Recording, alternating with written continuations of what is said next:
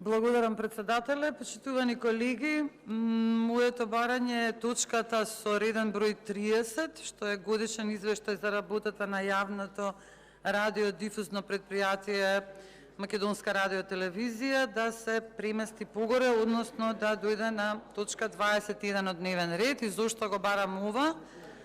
Бидејќи сметам дека е навистина важно да видиме како работи јавното предпријатие Македонска радиотелевизија, особено затоа што по едно од ретките исполнети ветувања на оваа влада, односно укинувањето на радиодифузната такса, која што беше многу важно да се укине, и еве се укина, да видиме што тоа направи и како тоа се рефлектираше на работата на Македонската радиотелевизија, која што за жал според извештаите од претходните години, знаеме дека не го добива соодветно ветениот, односно загарантираниот буџет по закон и устав.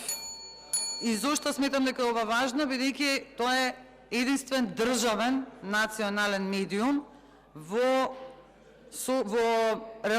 корелација со последните случувања во соседна Србија. Видовме дека образованието и медиумите се исклучително важни и влијаат врз развојот на младината, на децата, а знаеме дека за жал, образовната програма на Македонската радиотелевизија е се поневидлива и со се послаб квалитет, што се должи на несоодветното финансирање на оваа институција.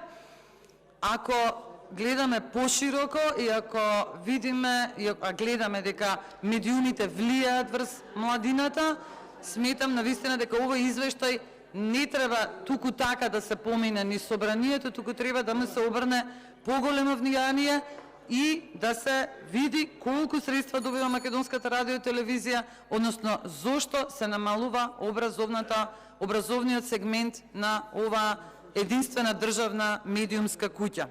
Затоа уште еднаш повторувам, барам точката 30, годишен извештај за работата на јавното радиодифузно предпријатие Македонска радиотелевизија, да стане точка 21 и да видиме малце подетално дали укинувањето на радиодифузната такса, која што беше многу важно да се направи, реков, едно од ретките реализирани ветувања што ги дадовте, вроди со резултат на подобрување на квалитетот на Македонската радиотелевизија. Обратно, знаеме, но сепак да слушнеме. Ви благодарам.